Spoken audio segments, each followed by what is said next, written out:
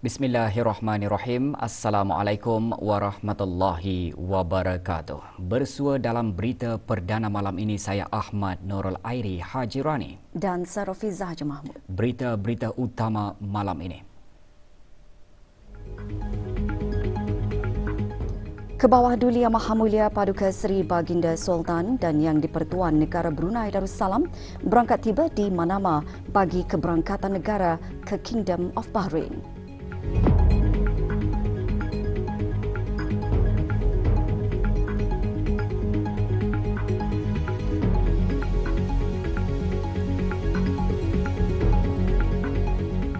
Lebih banyak kolaborasi dan perkongsian maklumat serta pengetahuan perlu diteruskan bagi menyokong usaha negara mencapai SDGs.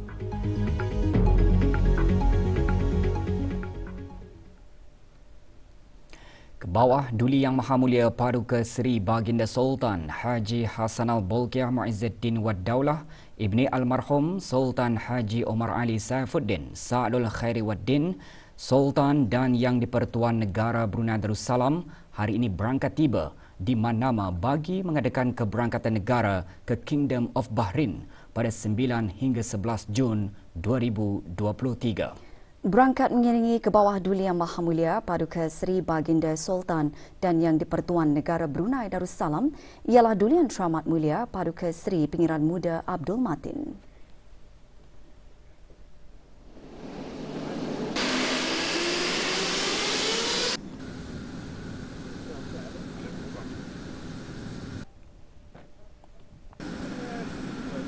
Keberangkatan tiba Kebawah Duli Yang Maha Mulia dialu-alukan oleh His Majesty King Hamad bin Isa Al Khalifa, Raja Kingdom of Bahrain, His Royal Highness Prince Salman bin Hamad Al Khalifa, the Crown Prince and Prime Minister of the Kingdom of Bahrain, dan His Highness Sheikh Nasser bin Hamad Al Khalifa, Commander of the Royal Guard Kingdom of Bahrain.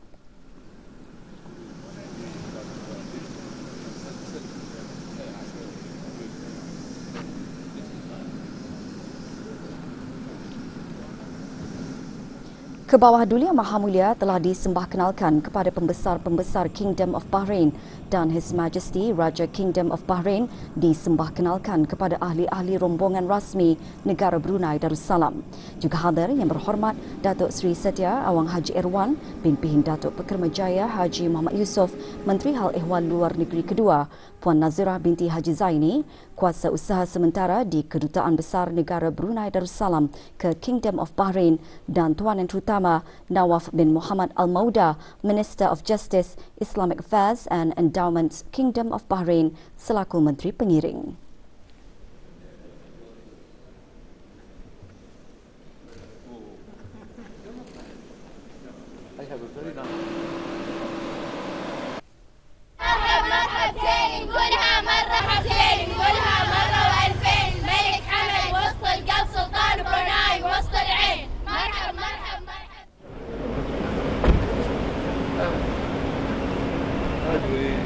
Your Majesty, we're honoured to have you here with Four Seasons with us. Yes, they speak English. Yeah.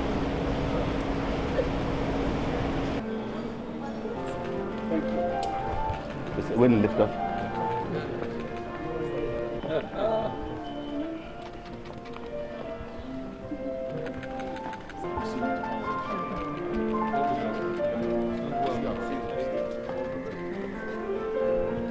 See you tomorrow, Your Majesty. Thank you very much. Tomorrow, my dear. Tahun ini menandakan ulang tahun ke-35 hubungan diplomatik antara negara Brunei Darussalam dan Kingdom of Bahrain sejak tertubuhnya pada 24 September 1988. Kedua buah negara mempunyai kerjasama dalam pelbagai bidang yang berkepentingan bersama seperti pelaburan dan kewangan serta pertahanan. Keberangkatan negara ke bawah Duli Yang Maha Mulia ke Kingdom of Bahrain adalah atas jemputan His Majesty King Hamad bin Isa Al Khalifa, Raja Kingdom of Bahrain, dan mencerminkan hubungan dua hala yang kukuh antara kedua buah negara. Ke bawah Duli Yang Maha Mulia sebelum ini pernah berangkat ke Kingdom of Bahrain bagi keberangkatan negara pada bulan September 1988 dan lawatan kerja terakhir baginda adalah pada 21 hingga 23 April 2000. Manakala His Majesty King Hamad bin Isa Al Khalifa, Raja Kingdom of Bahrain, pernah mengadakan keberangkatan negara ke negara Brunei Darussalam pada 3 hingga 4 Mei 2017. Negara Brunei Darussalam perlu meneruskan momentum kemajuan bukan sahaja dalam menjalin lebih banyak kolaborasi, malahan perkongsian maklumat serta pengetahuan penting bagi menyokong usaha mencapai matlamat pembangunan yang berdaya tahan SDGs. Berucap pada pelancaran laman sesawang SDGs, Yang Berhormat Bin Datuk Laila Raja, Major Jeneral Bersara Datuk Paduka Sri Haji Awang Halbi bin Haji Muhammad Yusof, Menteri di Jabatan Perdana Menteri dan Menteri Pertahanan kedua menjelaskan penubuhan laman sesawang SDGs akan mewujudkan perkongsian maklumat dan menggalakkan lebih banyak tindakan SDGs selain memupuk kerjasama di negara Brunei Darussalam dengan masyarakat antarabangsa. What is most interesting is that this website will also allow us to track SDG progress through integration within SDG Tracker. This means that users can get the latest updates on the status of the implementation of those goals, along with the data visualization.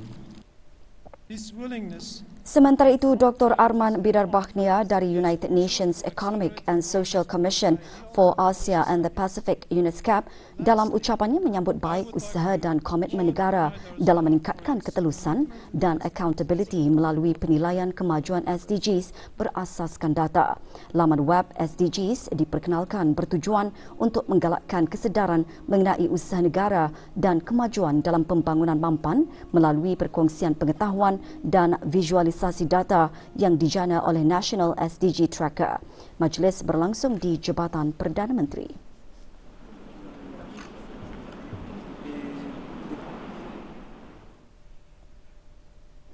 Pandangan dan maklumat mengenai trend penipuan dalam talian yang semakin meningkat antara yang dibincangkan semasa sesi Government to Government G2G Roundtable on Scams and Artificial Intelligence AI. Sesi meja bulat yang berlangsung sebagai acara sampingan Asia Tech X Singapore ATXSG itu dihadiri oleh Yang Berhormat Pengiran Datuk Seri Setia Syamhari bin Pengiran Datuk Paduka Haji Mustafa, Menteri Pengangkutan dan Info Komunikasi. Dipengerusikan oleh Tuan Yang Terutama Josephine Teo, Menteri Perhubungan dan Maklumat Republik Singapura. Sesi berlangsung dari 6 hingga 9 Jun lalu. Semasa sesi tersebut, Menteri Pengangkutan dan Info Komunikasi mengongsikan 90% daripada kes penipuan yang dilaporkan pada tahun 2022 dijalankan melalui kaedah dalam talian. Pengajaran dan pengalaman menerusi sesi ini jelas Menteri Pengangkutan dan Info Komunikasi membantu dalam membentuk langkah tambahan untuk mengurangkan berlakunya penipuan dalam talian. Justru usaha bersepadu oleh agensi keselamatan, penyedia perkhidmatan telekomunikasi, bank dan agensi penguatkuasaan diperlukan. Di luar acara Asia Tech X Singapore, Menteri Pengangkutan dan Info Komunikasi membuat kunjungan hormat kepada Puan Yang Terutama Josephine Teo, Menteri Komunikasi dan Penerangan Singapura. Semasa kunjungan hormat itu, kedua-dua menteri bertukar pandangan mengenai perkembangan semasa dan serantau serta cabaran dan bidang yang mempunyai kepentingan bersama. Menteri Pengangkutan dan Info Komunikasi juga mengadakan lawatan ke Agensi Keselamatan Siber Singapura SCSA bagi membincangkan mengenai trend dan pembangunan keselamatan siber. Program diteruskan dengan perbincangan bersama pejabat bagi negara pintar dan kerajaan digital SNDGO, turut dilawati IMDAPISAL Innovation Lab.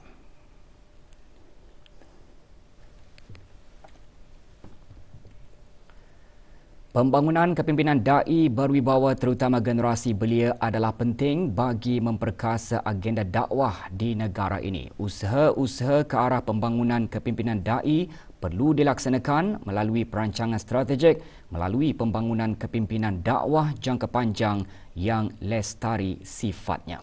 Timbalan Menteri Hal Ehwal Ugama menggariskan perkara tersebut semasa merasmikan program Akademi Dakwah 4.0. Menurut Pengiran Datuk Seri Paduka Haji Muhammad Tashim bin Pengiran Haji Hassan, belia-belia da'i mempunyai peranan yang signifikan dalam memberikan impak yang positif kepada pembentukan masyarakat yang berpegang teguh dengan ajaran Islam sebagai cara hidup yang sempurna. Yang berperanan untuk merealisasikan dakwah secara berkesan yang saya masukkan tadi adalah pertama, perlulah memantapkan akidah. Kedua, penguasaan pelbagai ilmu hendaklah ada. Kemudian perlu membiasakan diri dengan disiplin minat membaca. Ketiga ialah kemahiran, yakni sebagai nilai tambah. 44 peserta dalam kalangan belia dari pelbagai bidang pengajian dan profesional menyertai Akademi Dakwah 4.0. Program yang diungkahkan oleh Badan Sukarelawan Belia Da'i dengan kerjasama Urus Sedia Program Keugamaan Belia PKB Pusat Dakwah Islamiah antara lain bertujuan mengkilap bakat para da'i yang dikenal pasti mempunyai potensi besar untuk menjadi pelapis da'i. Majlis berlangsung petang tadi di Pusat Dakwah Islamiah. Kami akan dalam Akademi Dakwah. Migrain merupakan satu keadaan sakit kepala yang terjadi disebabkan oleh kombinasi perubahan aliran darah dan kimia ke otak. Ikuti bahan beritanya seketika nanti.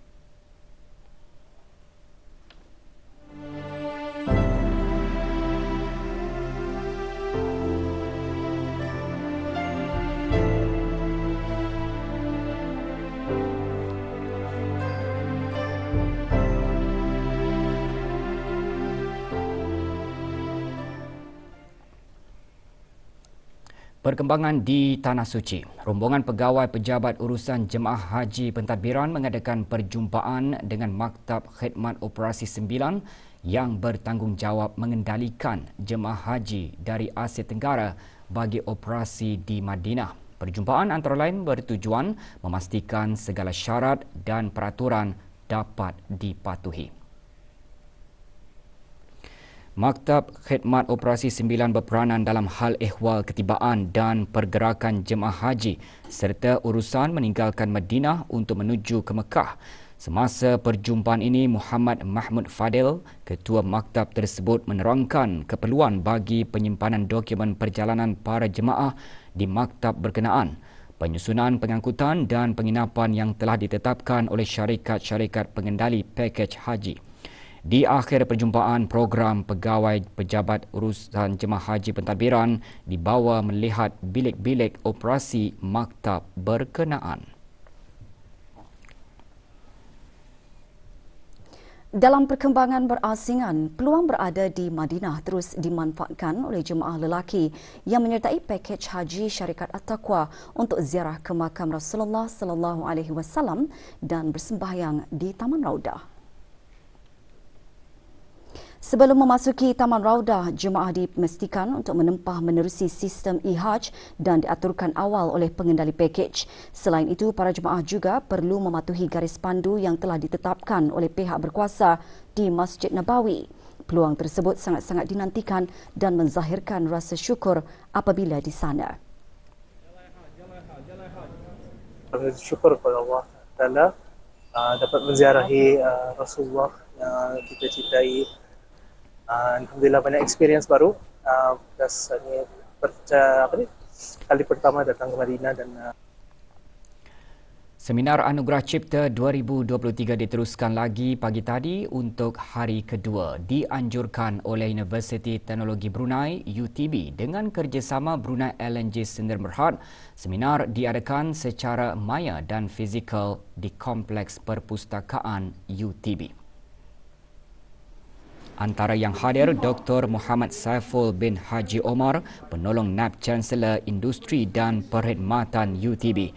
Dr. Syahid Anjum, Timbalan Ketua Jawatan Kuasa Seminar Cipta 2023 dalam ucapannya menyatakan, menerusi penganjuran seminar seumpamanya ia diharap dapat memberi inspirasi kepada para belia dengan perkongsian dan sesi perbincangan diadakan dengan para peserta pemenang Anugerah Cipta. Seminar yang diadakan sebagai sebahagian daripada acara persidangan dan pameran pertengahan tahun Brunei MYCE 2023 ini dengan beberapa sesi perbincangan. 2 minutes or 5 minutes, so there's a video of it. So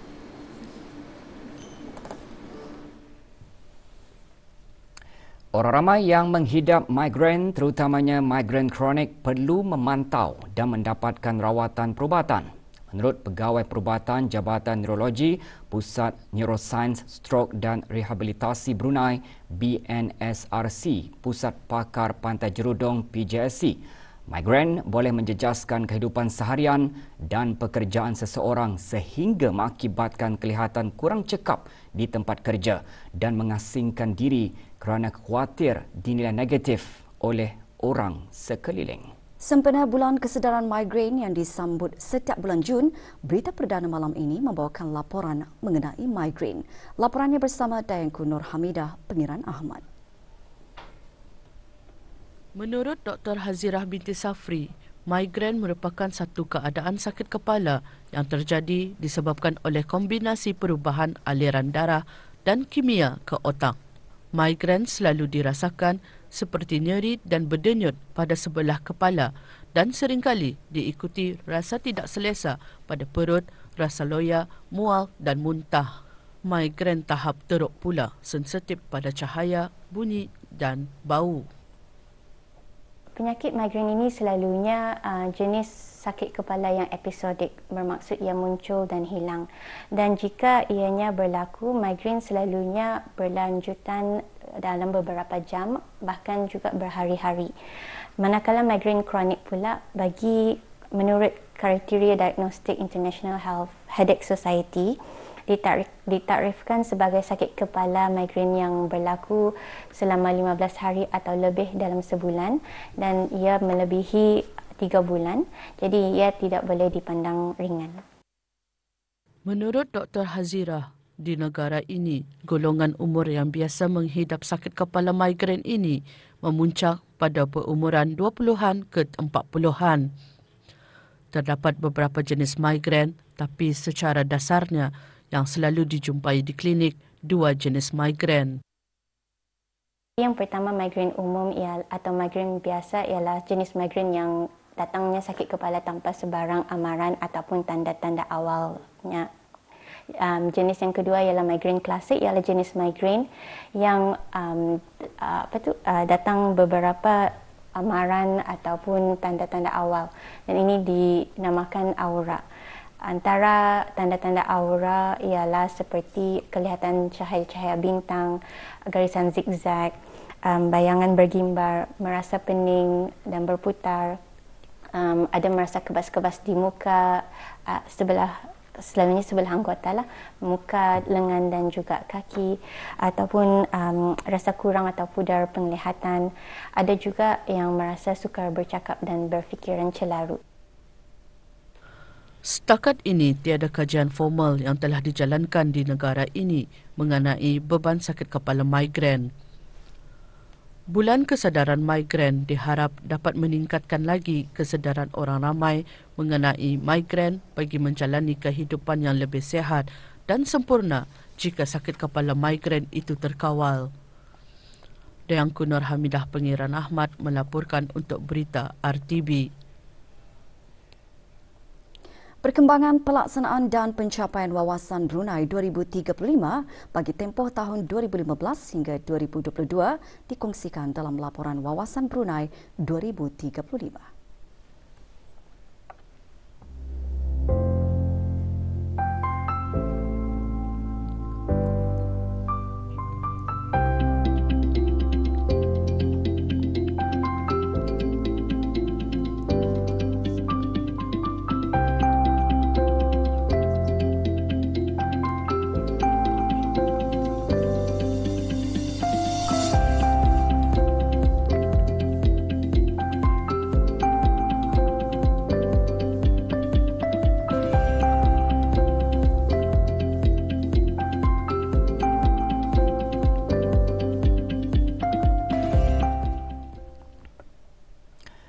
Empat ahli Persatuan Pandu Puteri Brunei Darussalam PPPBD berlepas ke Kuala Lumpur, Malaysia pagi tadi bagi menyertai Asia Pacific Region Intergenerational Leadership Roundtable dihoskan oleh Girl Guides Association Malaysia GGAM dengan kerjasama Asia Pacific Region, World Association of Girl Guides and Girl Scout WAGGS, Asia Pacific Region Intergenerational Leadership Roundtable akan bermula pada 11 hingga 14 Jun 2023. Asia Pacific Youth Mobilisation Summit 2023, anjuran Asia Pacific Region WAGGS pula akan bermula pada 15 hingga 18 Jun 2023. Rombongan diketuai oleh Dayang Hajah Bibianti binti Haji Muhammad Ali, Timbalan Ketua Pesuruhjaya PPPBD. Persidangan ini akan membuka peluang untuk perbincangan dan juga perkongsian pendapat dalam melaksanakan projek-projek yang akan memberi impak yang besar kepada perkembangan persatuan yang terlibat. Saya berharap untuk menimba sebanyak mungkin ilmu dan perkongsian yang akan dikongsikan oleh delegasi-delegasi dari 15 buah negara yang daripada rantau Asia Pasifik. Penduduk di daerah Temburong hari ini berpeluang secara lebih dekat mengenali peranan dan tanggungjawab Jabatan Bomba dan Penyelamat menerusi aktiviti Balai Bomba Terbuka. Aktiviti ini diadakan sebagai sebahagian daripada acara sempena sambutan ulang tahun Jabatan Bomba dan Penyelamat ke-63 tahun. Menerusi aktiviti ini juga, orang ramai berpeluang untuk melihat dengan lebih dekat aset kecemasan yang terdapat di Balai Bomba. Di samping itu, beberapa aktiviti juga turut disusun kepada pengunjung. Ada pameran dari unit bahagian perhubungan awam kami, dari bahagian keselamatan kebakaran kami, dan juga yang ada juga highlight of this event is ada demonstrasi memadam dan juga menyelamat mangsa. Seorang wanita warga tempatan dilaporkan keluar dari rumah.